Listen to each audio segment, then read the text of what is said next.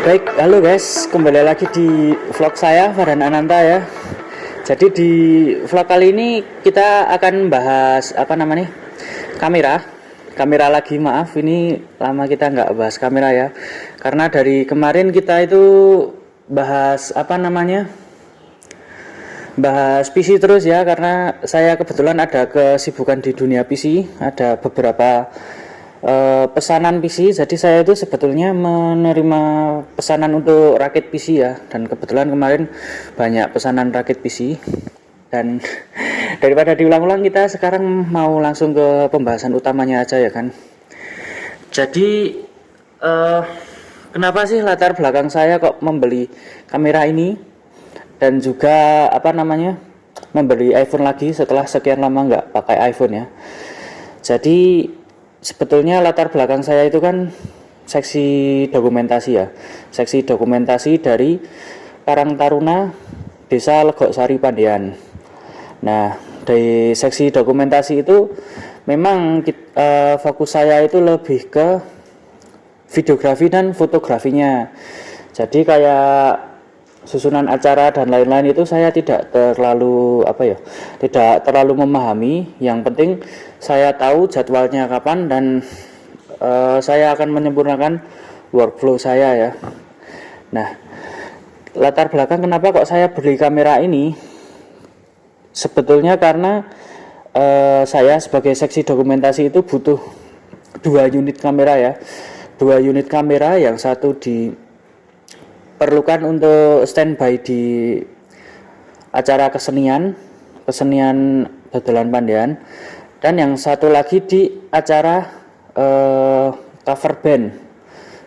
Pokoknya band-bandan nanggone di serangkaian acara tersebut ya. Jadi di Desa Legok-Sari Pandean itu setiap 1 bulan sekali ada acara dodolan Pandean. Itu seperti pasar malam ya, kalau kalian nggak tahu lah, seperti pasar malam itu, tapi di dalamnya ada berbagai hiburan dan kesenian, salah satunya grup band, cover, kadang juga ada keroncong, dan yang pasti kebudayaan asli Temanggung ya, kayak topeng ireng dan lain-lain, itu kadang kita menampilkan seperti itu. Nah, maka dari itu saya dengan budget sekitar under 2 juta per 1 kamera, dan saya butuh 2 kamera.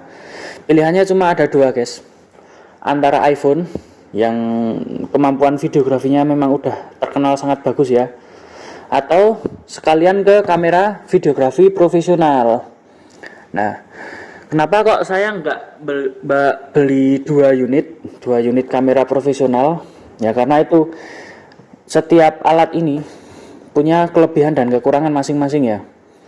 Seperti iPhone contohnya, dia di harga 1,5 juta, ini iPhone 6s Plus BTW, di harga tersebut kita sudah bisa merekam video 4K ya. Biarpun kualitas videonya 4K-nya tetap kalah sama kamera profesional ya, tapi itu resolusi yang cukup tinggi kalau kita mau reframing di Adobe Premiere. Nah, itu sangat-sangat bermanfaat ya kalau kita mau reframing atau ya ubah-ubah dikit lah komposisi videonya. Itu cukup bagus, cukup baik, dan juga dia bisa 1080 60 fps. Nah, 60 fps ini sering dipakai anak-anak TikTok ya, anak-anak real IG, anak-anak TikTok itu, karena movement kameranya cukup estetik, cukup bagus, cukup memuaskan gitu ya, halus di layar. Nah, tapi namanya handphone kan juga punya keterbatasan sendiri ya, tidak ada handphone yang sempurna. Makanya saya mencoba untuk membeli Panasonic MD 10.000. Nah, ini termasuk kamera jadul sebetulnya. Dia kamera profesional yang memiliki sensor CCD. CCD itu sensor kamera jadul ya, secara ketajaman juga kurang oke sebetulnya. Kalau jujur saya ini kurang oke. Cuman dia punya kemampuan zoom yang sangat fantastis ya. Dia bisa sampai 500 kali zoom. 500 kali zoom itu ya wah. Kalian kalau di di set lokasi yang cukup jauh dari panggung, itu kalian bisa ngezoom tanpa kehilangan resolusi ya. Tapi untuk resolusi sendiri ini belum HD guys, ini masih SD standard definition. Itu di bawah 720p. Nah, ini saya nggak tahu hasilnya bakal kayak gimana. Apa separah apa saya nggak tahu. Ini kan kamera jadul ya. Kayaknya kamera tahun 2009 atau 2010, ini udah bertahun-tahun yang lalu. Ini kamera broadcast BTW, bukan kamera sinema. Jadi dia masih pakai teknologi mini DV itu kayak kaset tape itu guys. Jadi memorinya itu belum memori kayak kamera mirrorless zaman sekarang, bukan ya. Nah, tapi untuk kemampuannya sendiri ini cukup luar biasa, 500 kali zoom, baterainya bisa untuk sekitar 2-3 jam non-stop record. BTW kaset mini DV itu nggak sampai segitu ya, kemungkinan cuma 90 menit kasetnya mini DV. Nanti kita ganti kaset, kita punya beberapa stok kaset yang mungkin untuk sekali acara itu cuma kepakai satu ya. Saya nggak tahu bakal seberapa boros untuk memorinya sendiri, penyimpanannya. Oke, daripada kelamaan kita langsung saja ke video sinematik yang sudah saya rekam ya pakai dua kamera ini. Oke, let's go.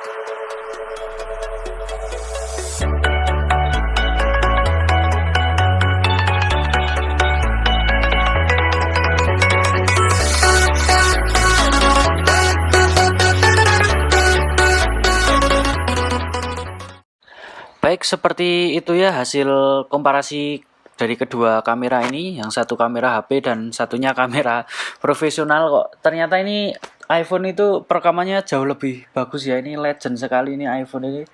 Di harga berapapun, iPhone itu cenderung memiliki kualitas gambar yang paling bagus ya menurut saya. Bahkan untuk iPhone di bawah 1 juta pun perekamannya bagus semua. Dan mungkin untuk pembahasan tentang kualitas saya no comment ya, saya beneran no comment. Dan kamera ini ya sebetulnya saya nggak expect bakal sebegitu jauhnya, karena jujur sebelum saya membeli kamera ini saya tahu ini kamera jadul. Saya tadi searching sekitar ini kamera sebetulnya tahun 2010 ya, 2010 atau 2009 tadi saya lupa. Pokoknya sebelum ini ada Sony MD9000 itu tahun 2006. Dan ini Sony Panasonic MD9000 itu tahun 2006. Dan yang ini versi terbarunya, maksudnya lebih baru dari yang tadi itu Panasonic MD10000.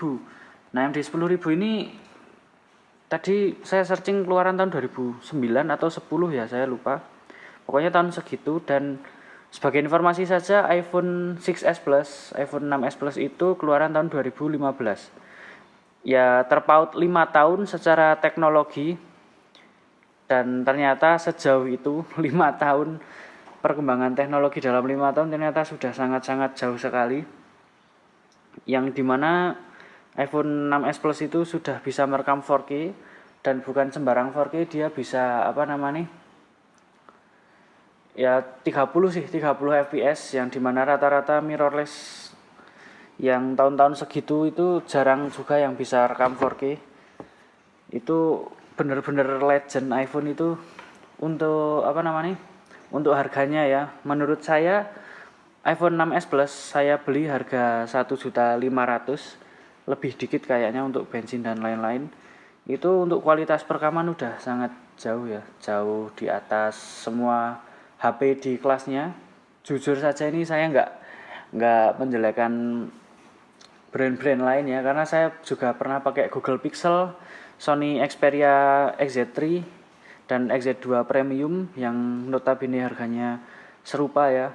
Tapi untuk perekaman video itu iPhone cenderung jauh lebih bagus ya. Dan untuk kamera ini sendiri sedikit di bawah ekspektasi saya sebetulnya, karena saya tahu ini kamera jadul.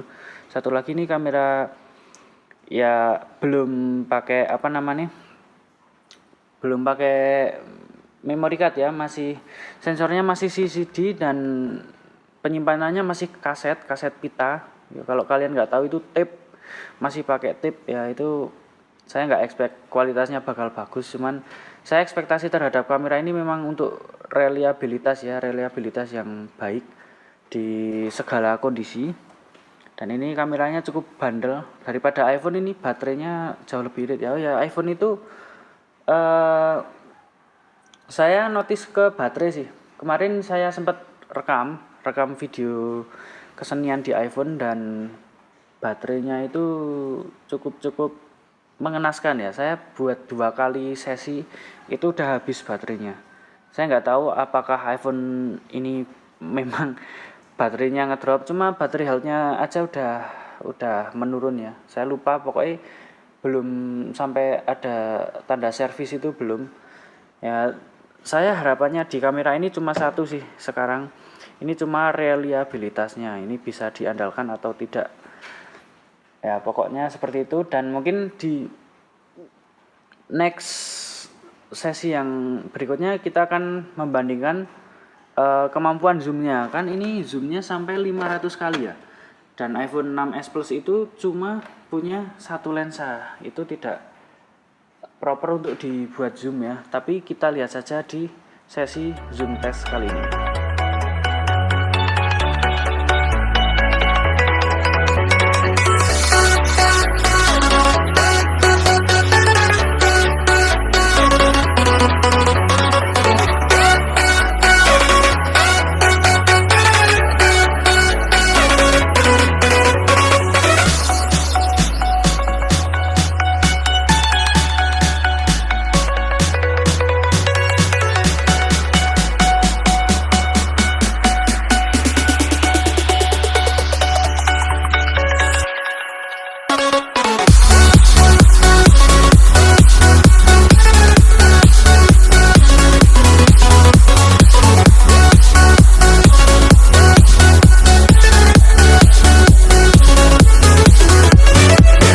Itulah komparasi kamera zoomnya ya.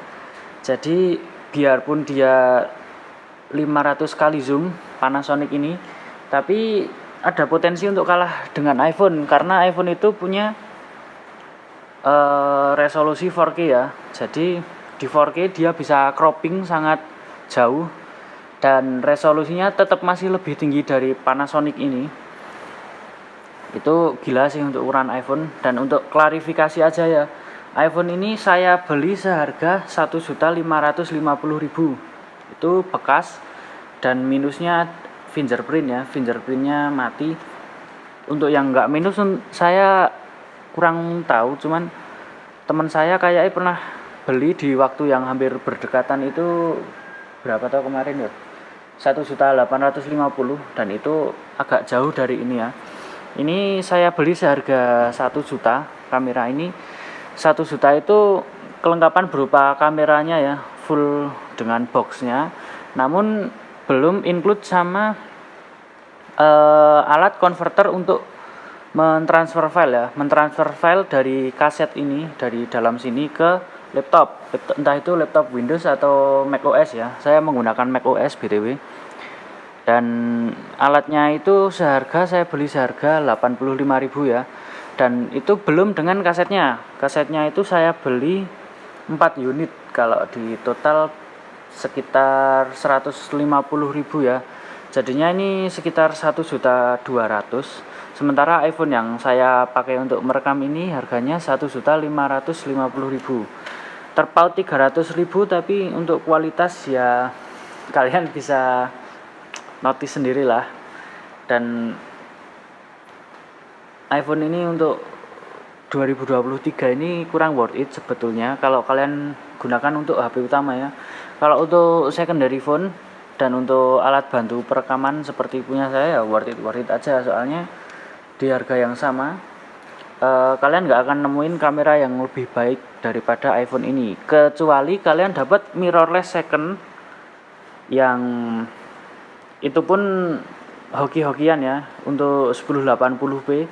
Kadang saya nemuin mirrorless di harga sekitar 1 juta sekian, di bawah 2 juta itu kayak Sony Nex 3 ya. Sony Nex 3 itu masih 720p, belum 1080p.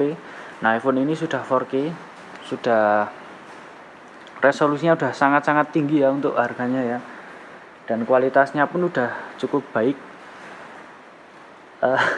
Saya beneran dokumen ini untuk pembelian barang seperti ini, apalagi kalau Anda ini videografer yang ingin memulai. Saya sarankan jujur saja untuk menghindari kamera seperti ini ya, yang masih pakai sensor CCD ataupun masih pakai kaset mini DV. Itu kurang worth it untuk harganya, kecuali kalian dapat misal ya under 1 juta itu cukup worth it. Under 1 juta dengan catatan sudah semua ya, seperangkat sama konverter ke komputernya. Itu under 1 juta itu nggak ada lawan. Kalian under 1 juta mau pakai apa? iPhone 5s ya, mungkin saingannya kamera ini jika harganya under 1 juta mungkin iPhone 5s ya, itu pun kalau malam hasilnya kurang. Atau Redmi, saya pernah coba itu kamera yang bagus itu ada di Redmi 5A. Redmi 5A itu juga under 1 juta dan kurang reliable juga ya dibandingkan ini, secara ketahanan baterai dan kemampuan zoomnya itu kemungkinan kalau ini di bawah 1 juta ini Panasonic ini nggak ada lawan. Cuman karena saya beli di atas 1 juta ya, 1 juta kecil lah, bukan 1 juta yang menjelang 2 itu bukan. Ya cukup puas, saya nggak berekspektasi lebih dari ini. Jujur saja memang ekspektasi saya rendah pada saat membeli kamera ini ya. Oke, kalau kalian suka dengan video saya silahkan like, comment, dan subscribe. subscribe pokoknya subscribe ya, jangan lupa subscribe. Dan nantikan video-video saya selanjutnya. Oke, bye bye.